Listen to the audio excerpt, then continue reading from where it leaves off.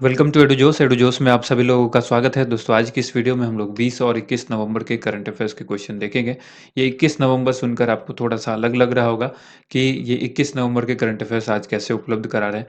तो देखिए, 20 तारीख का ये करंट अफेयर्स हमने उपलब्ध नहीं कराया था, तो वो उपलब्ध हो रहा है। और साथ में 21 यानी अब से हमने जो अपना शेड्यूल है वो चेंज कर दिया है। आपको एक दिन पहले ही वीडियो जो है वो मिल जाएगी। लगभग 8 से 9 के बीच में जो ये वीडियो आपको मिल जाया करेगी। ठीक है। तो डेली करंट अफेयर्स जो है, जो कल आप देखेंगे काफ़ी सारे चैनल पर, कोई सुबह 4 बजे अपलोड करते हैं, कोई रात में 12 बजे, कोई 1 बजे, कोई सुबह 7 बजे, कोई 5 बजे, कोई 8 बजे। तो आपको एक दिन पहले ही ये करंट अफेयर्स मिल जाएगी और इस तरह की करंट अफेयर्स आपको रोजाना मिलेगी। तो आप डेली करंट अफेयर्स हमारे चैनल पर ज़रूर देखें। वीडियो पसंद आती है तो उसको लाइक एंड शेयर ज़रूर करिए। और चैनल से अगर आप अब तक नहीं जुड़े हैं तो चैनल को सब्सक्राइब करके बेल आइकन प्रेस करके इसको एक्टिवेट कर लीजिए, ताकि हर वीडियो का नोटिफिकेशन आपको सबसे पहले मिल सके। शुरू करेंगे हमारे डेली मोटिवेशनल कोट से। हासिल होगी मंजिल भी तू तैयारी करके तो देख, आग लगेगी फिर सीने में तू चिंगारी बन के तो देख। तो आप सबको चिंगारी बनना है और चिंगारी बनाना हमारा काम यानी एडुजोस का काम है। अगर आपने हमारा एंड्रॉयड एप्लीकेशन इंस्टॉल नहीं किया है तो एप्लीकेशन को इंस्टॉल कर लीजिए, क्योंकि इसकी पीडीएफ फाइल जो है वीडियो की वो वहीं पर मिलती है। और पिछले अक्टूबर महीने में काफ़ी सारी पीडीएफ नहीं अवेलेबल थी, उसको अपलोड करा दिया गया है। नवंबर महीने की जो क्वेश्चन है, जो पीडीएफ है, उसको भी अपलोड कराने का प्रयास किया जा रहा है। ठीक है। तो क्योंकि 15 तारीख से पहले की वीडियो उपलब्ध नहीं हुई है, 15 के बाद से जो भी वीडियो आ रही है उन सब के करंट अफेयर्स की जो पीडीएफ है वो आज के डेट में उपलब्ध हो जाएगी। और बाकी जितनी जो इससे पहले वाली है वो 1 से 14 का एक कंबाइंड वीडियो के लिए पीडीएफ आएगा और कंबाइंड वीडियो भी आएगा, तो उसकी पीडीएफ बाद में उपलब्ध होगी। तो चलिए शुरू करते हैं कल के चिंगारी प्रश्न के उत्तर से। हाल ही में किसे आईसीसी पुरुष क्रिकेट समिति का चेयरमैन नियुक्त किया गया है? इस क्वेश्चन का आंसर हो जाएगा सौरभ गांगुली। अब देखिए, प्रतिवर्ष विश्व शौचालय दिवस कब मनाया जाता है? इस क्वेश्चन का राइट आंसर होगा ऑप्शन नंबर बी, 19 नवंबर को मनाया जाता है। यहाँ पर याद रखने वाली बात है, 2021 की इसकी थीम वैल्यूइंग टॉयलेट्स, शौचालय का मूल्यांकन, ये इसकी थीम है। यह दिवस वैश्विक स्वच्छता संकट के बारे में दुनिया को जागरूक करने के लिए हर साल मनाया जाता है। इंपॉर्टेंट फैक्ट में याद रखिएगा, यह सतत विकास लक्ष्य 6 यानी SDG 6 को प्राप्त करने में मदद करेगा, जो कि 2030 तक सभी के लिए स्वच्छता का वादा करता है। विश्व शौचालय संगठन की नींव पर 19 नवंबर 2001 को विश्व शौचालय दिवस की शुरुआत की गई थी।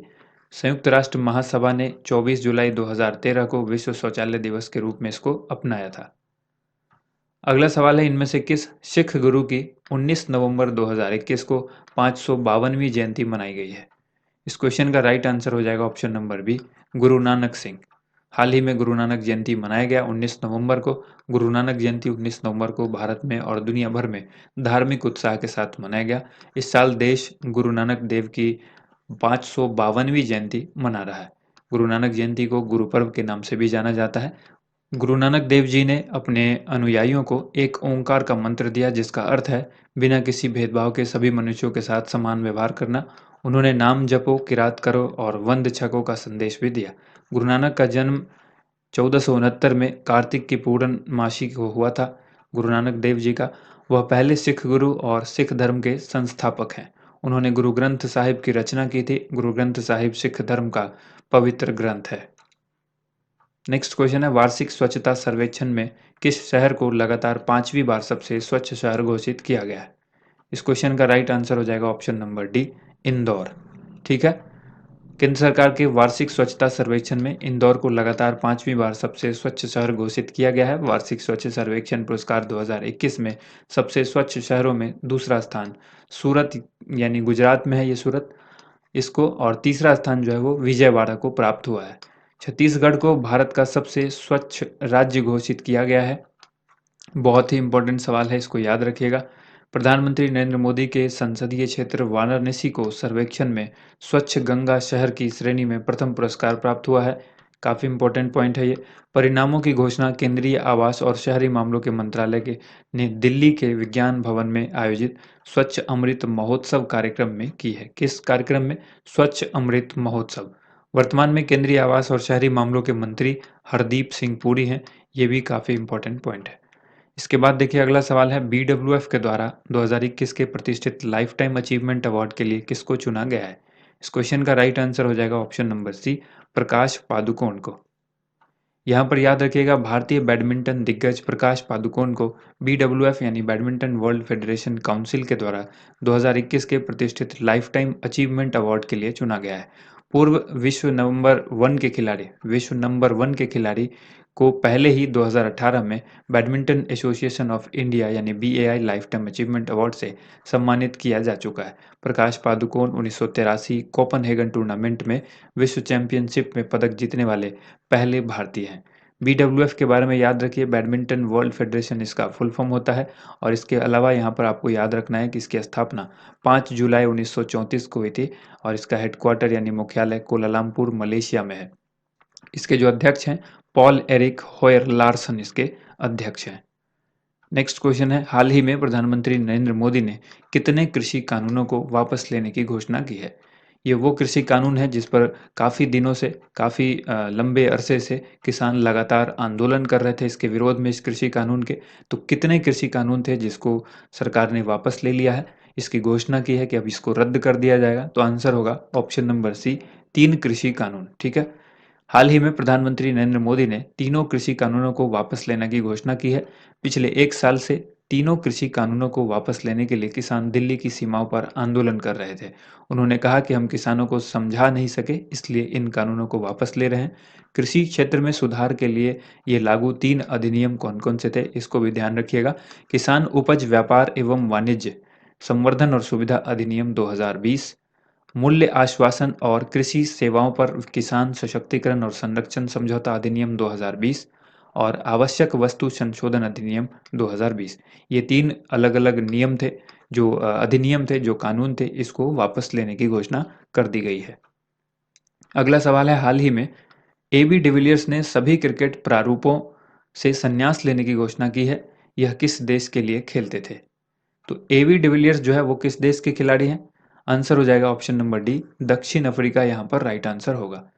यहाँ पर देखिए, दक्षिण अफ्रीका के दिग्गज क्रिकेटर AB डिविलियर्स ने 37 साल की उम्र में खेल के सभी प्रारूपों से संन्यास की घोषणा कर दी है। AB डिविलियर्स ने साल 2018 में अंतर्राष्ट्रीय क्रिकेट से संन्यास ले लिया था। AB डिविलियर्स IPL में रॉयल चैलेंजर्स बेंगलुरु के लिए खेलते थे। उन्होंने उन्हें मिस्टर 360 के नाम से भी जाना जाता है। ये काफ़ी इंपॉर्टेंट सवाल है।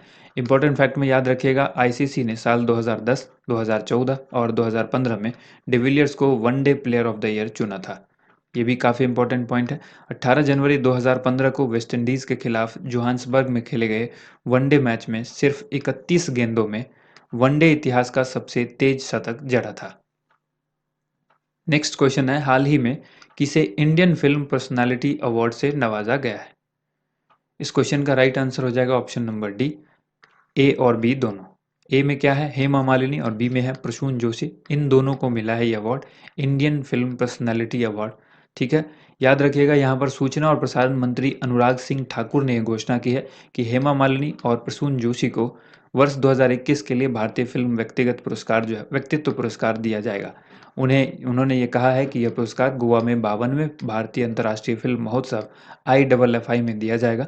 करंट अफेयर्स रिवीजन में याद रखिएगा, सत्यजीत रे लाइफटाइम अचीवमेंट अवार्ड 2 अंतर्राष्ट्रीय प्रतिभाओं यानी इस्तवान स्वाजाबो और मार्टिन स्कॉर्सेसी को दिया जाएगा।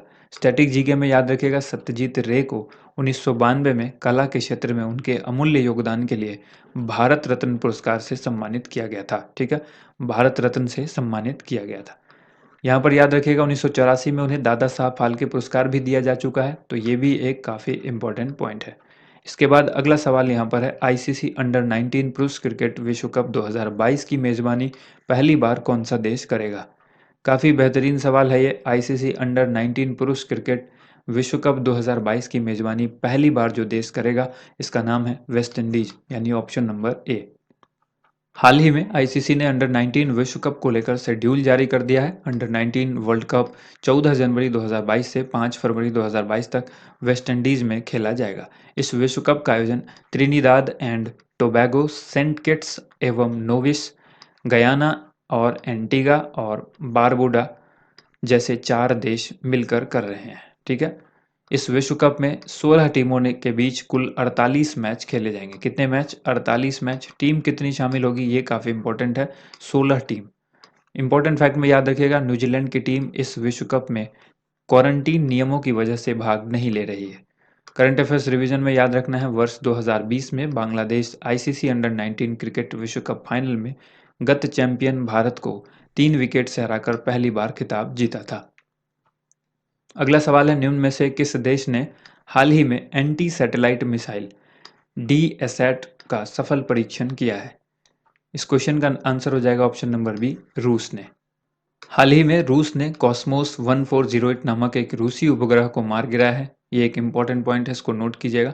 और मार गिराने के बाद जो है वो एंटी सैटेलाइट मिसाइल यानी डायरेक्ट एसेंट एंटी सैटेलाइट का सफल परीक्षण किया है। इसके परिणाम स्वरूप निम्न पृथ्वी की कक्षा में मलबा फैल गया है। एंटी सैटेलाइट वीपन, जिसको हम लोग एसैट कहते हैं, एसैट अंतरिक्ष हथियार हैं जिन्हें रणनीतिक या सामरिक उद्देश्य के लिए उपग्रहों को नष्ट करने के लिए डिजाइन किया गया है। युद्ध में अभी तक किसी भी एसैट प्रणाली का उपयोग नहीं हुआ है, लेकिन भारत, अमेरिका, रूस और चीन जैसे देशों ने अपने एसैट की क्षमताओं का प्रदर्शन करने के लिए अपने स्वयं के उपग्रहों को सफलतापूर्वक मार गिराया है। टेस्ट करने के लिए अपने ही उपग्रह को जो है वो मार गिराकर उन्होंने भारत जैसे देश, अमेरिका, भारत, रूस और चीन ने इसका सफलतापूर्वक जो है वो परीक्षण कर लिया है। अगला सवाल है, किस देश के शोम्बी शार्प को भारत में संयुक्त राष्ट्र के रेजिडेंट कोऑर्डिनेटर के रूप में नियुक्त किया गया है? इस क्वेश्चन का आंसर हो जाएगा option number D, America. Option number D यहाँ पर करेक्ट आंसर हो गया। हाल ही में अमेरिका के शोम्बी शार्प को भारत में संयुक्त राष्ट्र के रेजिडेंट कोऑर्डिनेटर के रूप में नियुक्त किया गया है। संयुक्त राष्ट्र महासचिव एंटोनियो गुटेरस ने भारत सरकार से परामर्श के बाद यह नियुक्ति की है। शोम्बी शार्प देश में विकास के लिए महासचिव के प्रतिनिधि के तौर पर काम करेंगे। संयुक्त राष्ट्र निवासी समन्वयक यानी यूएनआरसी जो है, इसके बारे में जान लीजिए। यह देश स्तर पर संयुक्त राष्ट्र विकास प्रणाली के सर्वोच्च रैंकिंग प्रतिनिधि के रूप में यूएन कंट्री टीम का नेतृत्व करने की जिम्मेदारी रखता है। यूएनआरसी संयुक्त राष्ट्र महासचिव को रिपोर्ट करता है, ये भी आप याद रखिएगा। नेक्स्ट क्वेश्चन यहाँ पर है, किस बैंक ने स्ट्रीट वेंडर्स के लिए एक माइक्रो क्रेडिट सुविधा शुरू की है? तो आप याद रखिएगा, एचडीएफसी बैंक इस क्वेश्चन का आंसर हो जाएगा, option number B.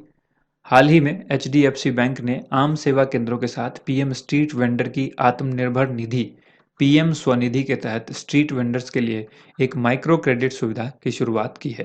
PM Svanidhi 7% जो ब्याज है उसको सब्सिडी के साथ 10,000 रुपये का कोलेटरल मुक्त किफ़ायती ऋण प्रदान करता है। कितने प्रतिशत ब्याज के साथ? 7% की ब्याज सब्सिडी के साथ 10,000 रुपये का कोलेटरल मुक्त किफ़ायती ऋण देता है। पीएम स्वनिधि योजना को आवास और शहरी मामलों के मंत्रालय के द्वारा 1 जून 2020 को स्ट्रीट वेंडर को उनकी आजीविका जारी रखने के लिए किफ़ायती कार्यशील पूंजी ऋण प्रदान करने के लिए लॉन्च किया गया था, जो कि लॉकडाउन के कारण प्रभावित हुआ है। एचडीएफसी बैंक की स्थापना कब हुई थी? 1994 ईस्वी में, और इसके सीईओ और एमडी जो है वो शशिधर जगदीशन है। वर्तमान में ये काफ़ी इंपॉर्टेंट सवाल है, आपसे पूछा जा सकता है कि एचडीएफसी के सीईओ या एमडी कौन है। मुख्यालय एचडीएफसी बैंक का कहाँ पर है? मुंबई, महाराष्ट्र में, और इसकी जो टैगलाइन है, वी अंडरस्टैंड योर वर्ल्ड। अगला सवाल है, न्यायमूर्ति एम दुरईस्वामी को किस उच्च न्यायालय का कार्यवाहक मुख्य न्यायाधीश के रूप में नियुक्त किया गया है? इस क्वेश्चन का करेक्ट आंसर होगा ऑप्शन नंबर बी, मद्रास उच्च न्यायालय के जो है इनको मुख्य न्यायाधीश यानी कार्यवाहक मुख्य न्यायाधीश के रूप में इनको नियुक्ति मिली है। मद्रास उच्च न्यायालय के सबसे वरिष्ठ न्यायाधीश हैं ये, न्यायमूर्ति एम दुरईस्वामी। इनको मद्रास हाईकोर्ट के कार्यवाहक मुख्य न्यायाधीश के रूप में नियुक्त किया गया है। न्यायमूर्ति संजीव बनर्जी, जो कि जनवरी 2021 से मद्रास हाईकोर्ट के मुख्य न्यायाधीश थे, उनको मेघालय हाईकोर्ट यानी मेघालय के जो मुख्य न्यायालय, उच्च न्यायालय है, वहाँ के मुख्य न्यायाधीश के रूप में इनको नियुक्ति मिली है। और इम्पोर्टेंट फैक्ट में याद रखिएगा, भारतीय संविधान का अनुच्छेद 217 ये कहता है कि उच्च न्यायालय के न्यायाधीश की नियुक्ति राष्ट्रपति के द्वारा भारत के मुख्य न्यायाधीश यानी सीजेआई राज्य के राज्यपाल के परामर्श से की जाती है। तमिलनाडु में हवाई अड्डा कौन कौन सा है ये भी याद रखिएगा, तूतीकोरिन हवाई अड्डा, सेलम हवाई अड्डा, ये काफ़ी इंपॉर्टेंट सवाल है। और वन्यजीव अभ्यारण्य तमिलनाडु में कौन कौन है? कावेरी उत्तर वन्यजीव अभ्यारण्य, नेल्लई वन्यजीव अभ्यारण्य, ये 2 वन्यजीव अभ्यारण्य आपको तमिलनाडु में याद रखना है। क्योंकि यहाँ पर मद्रास की बात की गई है, तमिलनाडु में आता है ये, इसलिए यहाँ पर हमने तमिलनाडु के हवाई अड्डे और अभ्यारण्य देखे हैं। अगला सवाल है, ट्राइफेड आदि महोत्सव का ब्रांड एम्बेसडर किसको बनाया गया है? इस क्वेश्चन का राइट आंसर हो जाएगा Mary Kom, option number C. केंद्रीय जनजातीय मामलों के मंत्री अर्जुन मुंडा ने नई दिल्ली के दिल्ली हाट में ट्राइफेड आदि महोत्सव का उद्घाटन किया। इस अवसर पर ओलंपिक पदक विजेता और मुक्केबाज Padma Vibhushan MC Mary com को ट्राइफेड आदि महोत्सव का ब्रांड एम्बेसडर घोषित किया गया। अब ट्राइफेड क्या है उसकी फुल फॉर्म मालूम होनी चाहिए। Tribal cooperative marketing development federation of India, ये ट्राइफेड का फुल फॉर्म होता है, जिसकी स्थापना 1987 ईस्वी में हुई थी। इसका हेडक्वार्टर यानी मुख्यालय नई दिल्ली में है। चेयरमैन इसके रमेश चंद मीना हैं। करंट अफेयर्स रिवीजन में याद रखिएगा, टोक्यो ओलंपिक 2020 के उद्घाटन समारोह में भारत की तरफ से मनप्रीत सिंह और मैरी कॉम ध्वजवाहक थे। अगला सवाल है, हाल ही में किसने वियना ओपन 2021 का खिताब जीता है? इस क्वेश्चन का आंसर हो जाएगा option number C, Alexander Zverev ने जीता है। वियना ओपन 2021 का खिताब जर्मन पेशेवर टेनिस खिलाड़ी अलेक्जेंडर ज्वेरेव ने जीता है। इन्होंने संयुक्त राज्य अमेरिका के फ्रांसिस टियाफो को हराया है। ठीक है, और याद रखिएगा कि ये जो वियना ओपन 2021 या एस्ट बैंक ओपन 2021 में सीजन का ये 5वां एटीपी खिताब उन्होंने जीता है और कुल मिलाकर 18वां खिताब उनके नाम हुआ है। वर्तमान में अलेक्जेंडर ज्वेरेव एटीपी विश्व रैंकिंग में 3rd पोजीशन पर हैं, तीसरे नंबर पर है। करंट अफेयर्स रिवीजन में याद रखिएगा, अलेक्जेंडर ज्वेरेव ने टोक्यो ओलंपिक खेलों की टेनिस प्रतियोगिता के पुरुष एकल का खिताब जीता था। उन्हें फाइनल में रूस के कारेन खाचनोव को हराया था उन्होंने। रूस के डैनियल मेदवेदेव ने नोवाक जोकोविच को यूएस ओपन फाइनल में हराकर अपना करियर का पहला ग्रैंड स्लैम खिताब जीता था, तो ये भी याद रखिएगा। नेक्स्ट क्वेश्चन यहाँ पर देखिए, किस देश ने दुनिया का पहला गैर लाभकारी यानी नॉन प्रॉफिट शहर, गैर लाभकारी शहर यानी नॉन प्रॉफिट सिटी लॉन्च किया है? किस देश ने? ये दुनिया का पहला ऐसा गैर लाभकारी शहर है जिसको लॉन्च किया गया है किसके द्वारा? सऊदी अरब के द्वारा। तो option number B correct answer होगा। यहाँ पर याद रखने वाली बात है कि सऊदी अरब के क्राउन प्रिंस मोहम्मद बिन सलमान ने दुनिया का पहला गैर लाभकारी शहर लॉन्च किया है। यह शहर विश्व स्तर पर गैर लाभकारी क्षेत्र के विकास के लिए एक मॉडल के रूप में काम करेगा। इस शहर में डिजिटल ट्विन मॉडल को लागू किया जाएगा, जिसमें एकेडमिक, कॉलेजों, school, conference centre, science museum, creative centres जैसी सुविधाएं प्राप्त होंगी, यानी सुविधा मिलेगी। करंट अफेयर्स रिवीजन के अंदर आपको याद रखना है, सऊदी अरब ने एक ऐसा शहर बनाने का ऐलान किया है जो कि कार मुक्त शहर होगा। इसे द लाइन के नाम से जाना जाएगा। तो ये दोनों ही सवाल काफ़ी इंपॉर्टेंट है, आपके एग्जाम में 100% देखने को मिलेगा। नेक्स्ट क्वेश्चन देखिए, अगला सवाल है, लाल सलाम अ नॉवेल पुस्तक के लेखक कौन है? लाल सलाम ए नॉवेल, इसके लेखक आपसे पूछा गया है। क्वेश्चन का राइट आंसर होगा स्मृति ईरानी, ऑप्शन नंबर ए। केंद्रीय महिला और बाल विकास मंत्री स्मृति जुबिन ईरानी ने अपना पहला उपन्यास लाल सलाम अ नोवेल जारी करने के लिए रेडी कर लिया है। यह उपन्यास अप्रैल 2010 में छत्तीसगढ़ के दंतेवाड़ा में माओवादी के हमले के दौरान 76 केंद्रीय रिजर्व पुलिस बल यानी सीआरपीएफ के जवानों की हत्याओं से प्रेरित है। यह पुस्तक उन लोगों को श्रद्धांजलि दे रहा है जिन्होंने राष्ट्र को अपनी जीवन भर सेवा दी है। इंपॉर्टेंट फैक्ट में याद रखना है, वह केंद्रीय मानव संसाधन विकास मंत्री और केंद्रीय वस्त्र मंत्री के रूप में भी अपना काम जो है वो कर चुकी हैं और ऐसा पद संभालने वाली वो पहली महिला थी। कौन? स्मृति जुबिन ईरानी। अगला सवाल यहाँ पर देखिए, शशि कर्णाचार्य के द्वारा लिखी गई श्री मद्रा मायनम नामक पुस्तक का विमोचन किसने किया है? इस क्वेश्चन का राइट आंसर क्या होगा? Option number A, M Venkaiah Naidu. Correct answer होगा एम वेंकैया नायडू इस क्वेश्चन के लिए। अब बारी है आज की एक्स्ट्रा खुराक की। 5 सवाल यहाँ पर आपसे पूछे गए हैं, 4 सवाल पूछे गए हैं। वीडियो को रोक करके इसको आंसर देने का प्रयास कीजिएगा और हमारे आंसर से मिलान कीजिएगा। वर्ष 2020 में मेजर ध्यानचंद खेल रत्न पुरस्कार से सम्मानित मनिका बत्रा का संबंध किस खेल से है? 2020 में मेजर ध्यानचंद खेल रत्न पुरस्कार से सम्मानित रानी रामपाल का संबंध किससे है?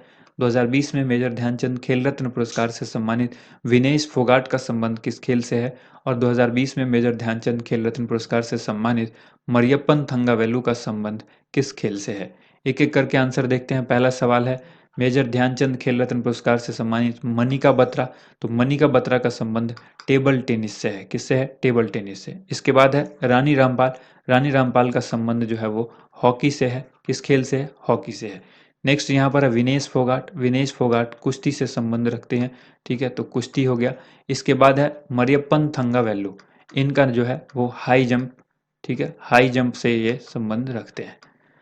अब बढ़ते हैं आज के चिंगारी प्रश्न की तरफ। वैश्विक रिश्वत जोखिम सूचकांक 2021 में भारत किस स्थान पर रहा है?